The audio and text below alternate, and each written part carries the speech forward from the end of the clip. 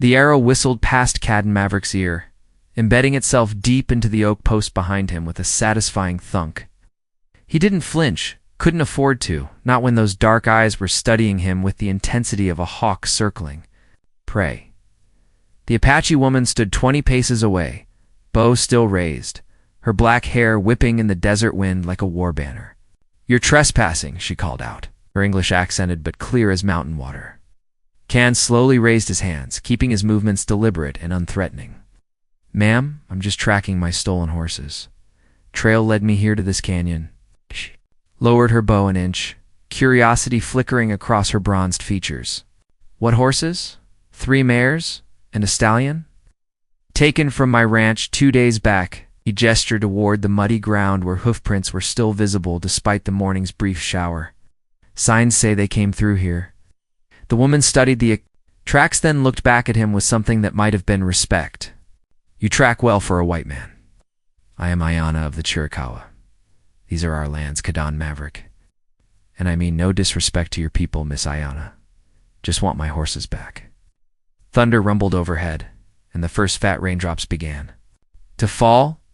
Ayana glanced at the darkening sky, then back at him. For a moment, something passed between them, a recognition that went deeper than words. "The storm comes hard," she said, slinging her bow across her shoulder. "Come, there is shelter." Cadden hesitated, following an Apache woman into unknown territory. Went against every survival instinct he'd honed in his 32 years on the frontier, but something in her eyes, a depth that spoke of wisdom beyond her years, made him nod. She led him through a narrow passage between red rocks to a hidden cave. As they ducked inside, the storm unleashed its fury, turning the world outside into a wall of silver rain. "Your horses?" Ayana said, settling cross-legged on the cave floor. "They were not stolen by my people.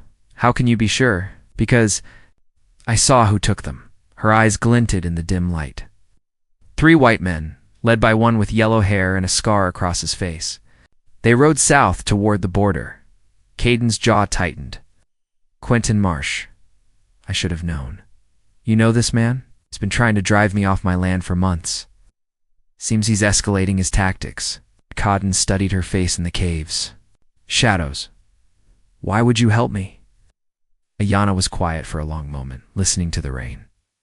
"My grandmother had visions. She said a man would come from the east, one who respected the land as we do. She said he would need our help and we would need his. And you think I'm that man?" She met his gaze directly.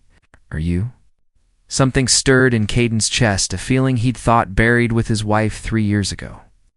This Apache woman, with her fierce beauty and mysterious wisdom, awakened something in him he'd forgotten existed. "I've dreamed of a woman like you," he found himself saying, the words surprising them both. Ayana's eyes widened slightly, and for the first time he saw vulnerability beneath her warrior's exterior. Outside, the storm raged on, but inside the cave, something profound and dangerous was beginning to bloom between a rancher and an Apache beauty. The storm passed as quickly as it had come, leaving the desert air crisp and clean. Ayana emerged from the cave first, scanning the horizon with practiced eyes, while Cadden gathered his gear. The tension between them had shifted overnight, no longer adversaries, but not yet allies either. "The yellow-haired man," she said, without turning around. "He has taken more than your horses." "What do you mean?" Ayana pointed to a distant mesa where smoke curled into the morning sky. 3 days ago, his men came to our winter camp. They demanded we leave, said this land now belongs to the railroad company. Cadden's blood chilled. "The railroad's not supposed to come through for another year. Tell that to the families driven from their homes." Her voice carried a bitter edge. "My father, Chief Nolnish, refuses to move. He says this is sacred ground where our ancestors are buried." Understanding dawned on Cadden like sunrise over the mountains. "Marsh isn't just after my ranch. He's clearing the entire valley for early railroad development. Getting rich off land speculation before the official surveys are done? You know much about such things?" "I was a surveyor before I became a rancher." Marsh probably figured I'd discover his scheme eventually. Cadden kicked at a stone, anger building in his chest. "That's why he's been so determined to drive me out." Ayanna turned to face him, her expression grave. Then we have a common enemy. Seems so. But your people won't trust a white man, and mine won't listen to Apache warnings. Perhaps they will listen to both of us together. The suggestion hung. Between them, like a bridge, neither was certain they could cross. Kadan found himself studying her face, the proud line of her jaw, the intelligence in her dark eyes, the way the morning light caught the blue-black sheen of her hair. She was beautiful in a way that made his chest ache, but it was more than physical attraction. There was strength in her that called to something deep in his soul. There's something else, Ayanna said quietly. Last night while you slept, I had a vision? What kind of vision? She walked to the edge of the canyon, gazing out over the vast expanse of desert and sky. I saw this land as it will be covered with iron rails and wooden buildings, the buffalo gone, our people scattered, 2 reservations far from home. But I also saw hope. What hope? To peoples learning to live as one. Children with features of both Apache and white, speaking both languages, honoring both traditions. She glanced at him sideways. It was strange, this vision. I have never had such dreams before. Kadan moved to stand beside her, close enough to catch the scent of sage and wildflowers in her hair. Maybe it wasn't a dream. Maybe it was a promise. Their eyes met, and this time neither looked away. The attraction was there, undeniable as the sunrise. But beneath it lay something deeper, recognition of kindred spirits finding each other. Across an impossible divide. If we do this, Ayanna said softly, if we stand together against Marsh, there will be no going back. Both our peoples will see us as traitors, and we'll have to prove them wrong. Kadan reached out slowly, giving her time to pull away. When she didn't, he gently touched her hand. I meant what I said yesterday. I have dreamed of a woman like you, someone strong enough to stand beside me, not behind me. Intertwined with his, her skin warm against his calloused palm. And I have dreamed of a man who sees beyond the color of skin to the heart beneath. In that moment, with the desert wind swirling around them and the vast sky overhead, Kadan knew his life had just taken a turn from which there would be no return. Kadan's ranch house sat nestled against red bluffs like a defiant fist raised against the desert sky. As he and Ayanna approached on horseback, he could see his foreman, old Pete Garneau, pacing the front porch with rifle in hand. The moment Pete spotted Ayanna, the weapon came up to his shoulder. Easy, Pete, Kadan called out. Spurring his horse forward, she's with me. Boss, you've gone loco? Pete's weathered face was creased with concern. That's Apache. Her name is Ayanna, and she may be our only hope of stopping Marsh. Kadan dismounted and helped Ayanna down from her pony. Gather the men. We need to talk.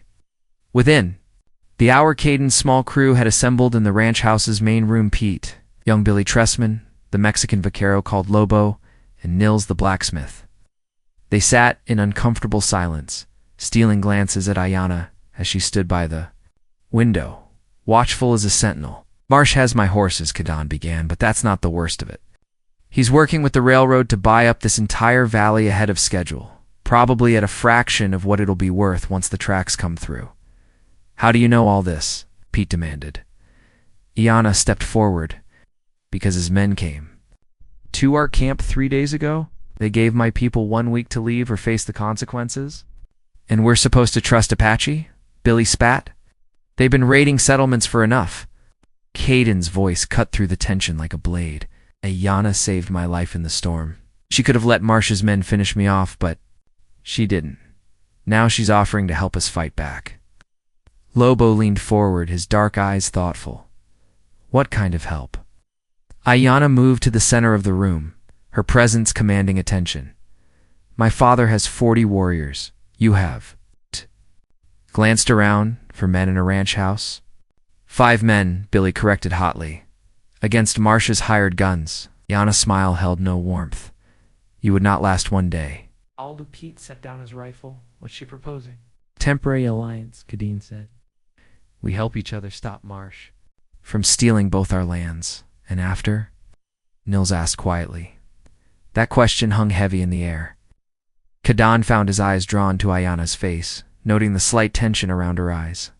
They both knew that after meant facing the impossible, an Apache woman and a white rancher trying to build something together in a world that would condemn them both. "After we see what tomorrow brings," Ayana said diplomatically. That evening, as the others bedded down, Kadan walked Ayana to the corral where her pony waited. The desert night was clear and cold. Stars scattered across the sky like scattered silver coins. "Your men don't trust me," she observed. "Can you blame them? There's been bad blood between our peoples for generations. And what about you, Kadan? Maverick, do you trust me?" He turned to face her, noting how the moonlight silvered her skin and made her eyes seem to glow. "I trust you more than I've trusted anyone in years, even though I am Apache, especially because you're Apache. Understand this land in ways I never will. See things I miss." He stepped closer, drawn by an invisible force he couldn't resist. "You make me want to be better than I am." Ayana's breath caught. "Can't. I know it's crazy. Know the world will try to tear us apart. But I can't stop thinking about your vision about what we could build together if we're brave enough to try." She reached up to touch his face, her fingertips tracing the line of his jaw. "My grandmother used to say that love comes like lightning, sudden, powerful, impossible to predict or control. Is that what this is? Love? I think so. Though I have no experience with such feelings toward a white man." Kadan caught her hand, pressing it flat against his cheek. "And we'll figure it out together. After we deal with Marsh." A sound from the distance made them both freeze, the thunder of many hooves approaching fast. Ayana's hand went instantly to the knife at her belt while Kadan reached for his sidearm. "Riders coming hard," he murmured. In the moonlight, they could make out a dust cloud moving toward the ranch. As the riders drew closer, Kadan counted at least a dozen men, and his heart sank. Marsh had found them sooner than expected, but as the lead rider came into view, Ayana relaxed. "It is my father," she said. "He brings the warriors." Lace Chief Nolnish rode like a force of nature, his war paint gleaming in the moonlight, eagle feathers streaming from his long black hair. Behind him came his warriors, silent as ghosts, or ponies, barely seeming to touch the ground as the chief dismounted. His eyes went immediately to his daughter's hand, still clasped in Caden's. For a long moment, no one spoke. Finally, in heavily accented English, Nolnish said, "So, the vision begins." Dawn brought Marsh's answer thundering across the valley floor, 20 armed men riding hard toward the ranch, their weapons glinting in the early light like hungry teeth. From the ranch house window, Kadan watched them approach while Chief Nolnish stood beside him, or paint fresh on his weathered face. "They mean to finish this today," the Apache chief observed. "Then we give them a fight they'll remember." Kadan turned to address the mixed group of ranchers and warriors crowded into his main room. "Remember, we're not trying to start a war. We just want to stop Marsh and get our lands back." Ayana moved to his side, her rifle held with casual confidence. "My father's scouts report more men coming from the South Railroad, men with official papers. Legal backing for their theft," Kadan muttered. "Beat, take Billy and Nils to the barn. Set up crossfire positions. Lobo, you're with me on the front porch." Chief Nolnish grunted approval. "Good tactics. My warriors will take the high ground." Behind the house, as the groups dispersed to their positions, Ayana caught Caden's arm. "There is something you should know. The man with yellow hair, Marshy, carries a badge now. Sheriff's deputy from Tucson." Caden's blood ran cold. "That means we're not just fighting thieves anymore. We're fighting the law itself. Does this change your mind?" Looking into her dark eyes, seeing the trust and something deeper shining there, Kadan felt his resolve harden like steel in a forge. "No. If the law is corrupt, then honest people have to stand against it." Marsh's voice carried across the ranch yard as his men spread out in a rough semicircle. "Maverick, send out the Apache, and we'll talk peaceful like." Kadan stepped onto the porch, Ayana beside him. "The Apache are my guests, Marsh. You want to talk? Talk to me." "That's Deputy Sheriff Marsh now," came the reply. "I got papers here saying this land belongs to the Southwestern Railroad Company. You got 1 hour to vacate. What about my horses?" Marsh's laugh was ugly. What horses? I don't see no horses.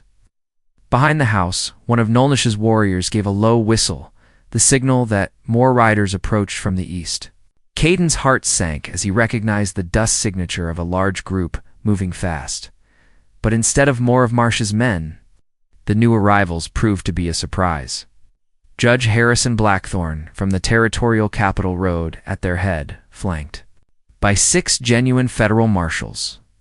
The elderly judge's white beard flowed over his black coat like snow on coal. "It's all this commotion," Judge Blackthorne called out as he surveyed the tense scene. Marsh wheeled his horse around, clearly caught off guard. "Judge, what brings you all the way out here? Reports of fraudulent land deals and forged railroad documents. Seems someone's been buying up property with fake papers, claiming federal backing." Blackthorne's sharp eyes swept the assembled men. "You wouldn't know anything about that, would you, Deputy Marsh?" Caden felt a surge of hope, but Marsh wasn't finished. "Oh, these folks are harboring hostile Apache, Judge. I was just trying to keep the peace." "Hostile?" Ayanna stepped forward, her dignity intact despite the rifle barrels trained on her. "We seek only to protect our ancestral lands from theft." Judge Blackthorne studied her with evident interest. "You speak English well, young lady? Are you Chief Nolnish's daughter?" "I am." "Then perhaps you can explain why your father's warriors are positioned on the ridge behind this house?" Before Ayanna could answer, gunfire erupted from the south. 3 of Marsh's men had opened fire on the Apache positions, apparently deciding to shoot first and answer questions later. The morning air filled with the crack of rifles and the whistle of arrows. "Take cover," Caden shouted, pushing Ayanna toward the ranch house as bullets splintered the porch railing around them. What followed was the most chaotic 15 minutes of Caden's life. Marsh's men, caught between the federal marshals and the Apache warriors, fought with the desperation of cornered wolves. Judge Blackthorne's horse went down in the first volley, but the old man rolled clear and came up with a pistol in each hand, proving he hadn't always been a man of books and law. Ayanna fought like a wildcat beside Caden, rifle speaking with deadly accuracy. When a bullet creased her arm, drawing blood, something primal and protective roared to life in Caden's chest. His next shots weren't aimed to wound. The fight ended when Chief Nolnish's warriors flanked Marsh's position from the north, while the federal marshals closed from the south. Faced with certain annihilation, the remaining hired guns threw down their weapons. Marsh himself tried to make a run for it, spurring his horse toward the canyon country where he knew the terrain. But he hadn't counted on Ayanna. Her arrow took his horse in the leg, sending both rider and mount tumbling. When Marsh scrambled to his feet, he found himself staring down the barrel of Caden's rifle. "End of the line, Quentin." That followed. Judge Blackthorne brushed dust from his coat and surveyed the scene with satisfaction. "Well, that was invigorating. Now then, suppose someone explains to me what this is really about?" The afternoon sun slanted through the ranch house windows as Judge Blackthorne spread the forged documents across Caden's dining table.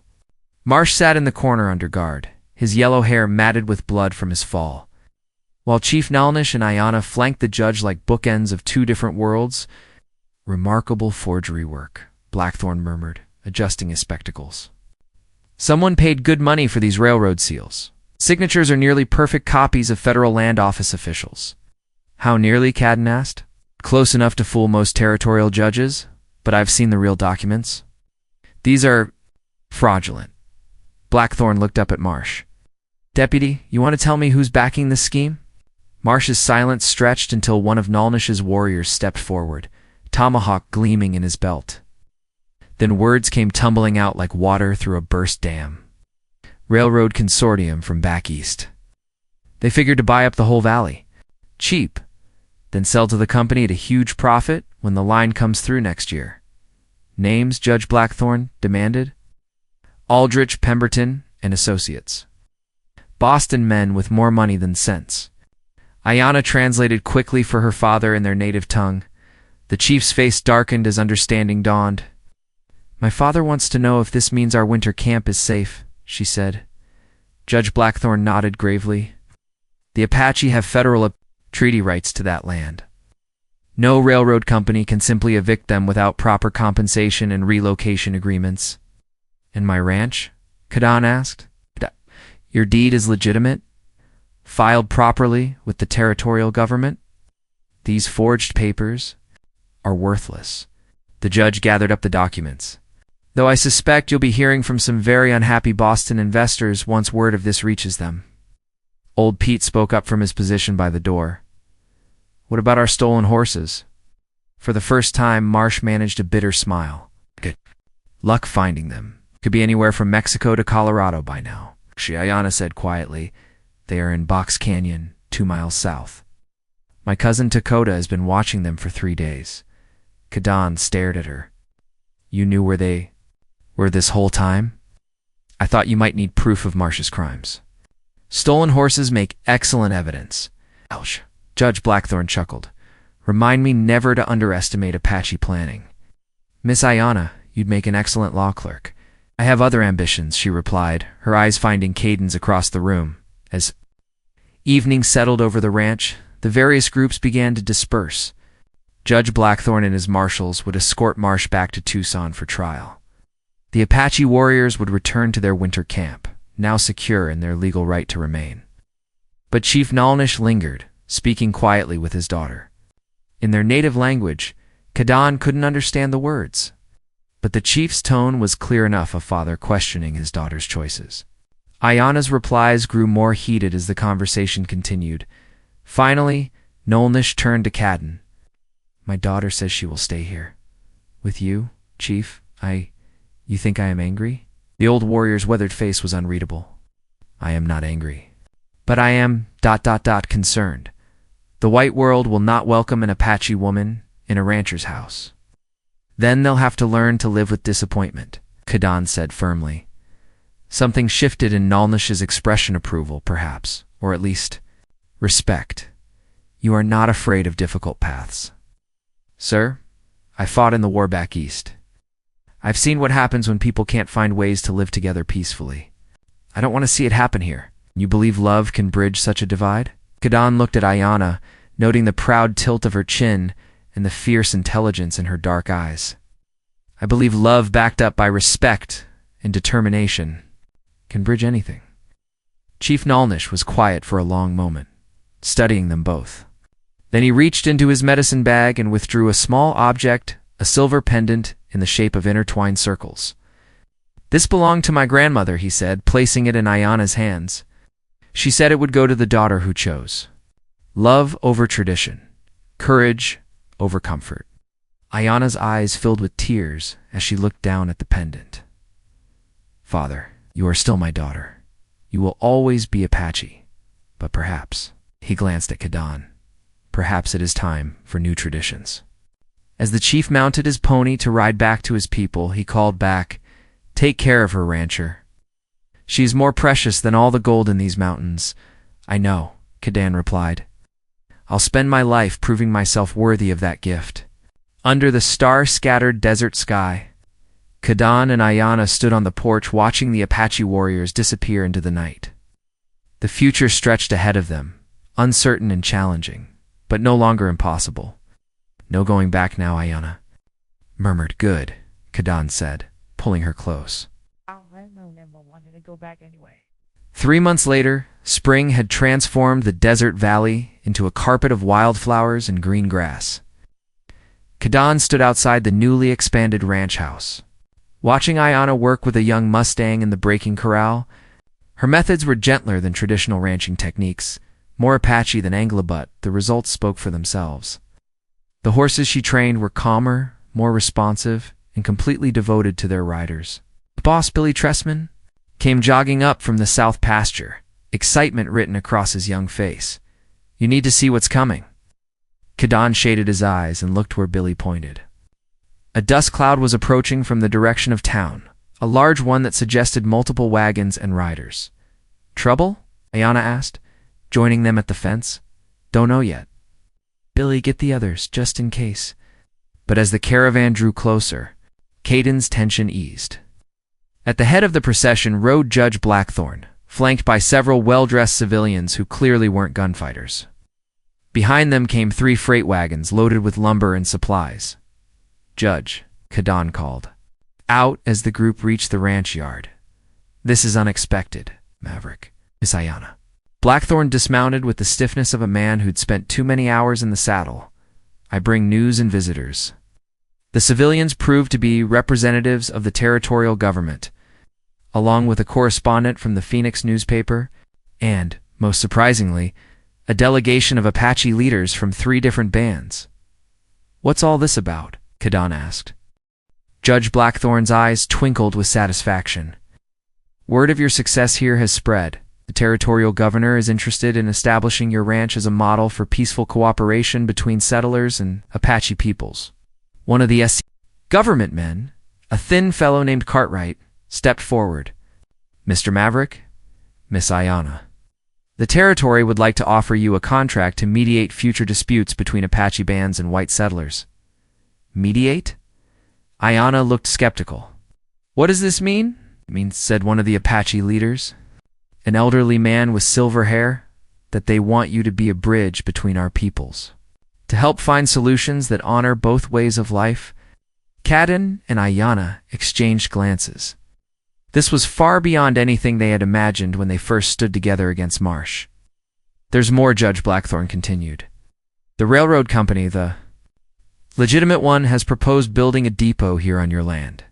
They're willing to pay handsomely for the privilege and guarantee that Apache lands remain untouched." A railroad depot, old Pete, had appeared at Caden's shoulder.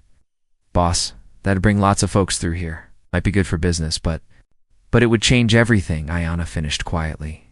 The newspaper correspondent, a sharp-eyed woman named Victoria Mills, pulled out a notebook. "Miss Ayana, what's your response to critics who say an Apache woman has no business advising territorial policy?" Ayana's spine straightened. "I would say that Apache women have been advising policy in this territory for centuries, our own tribal policy.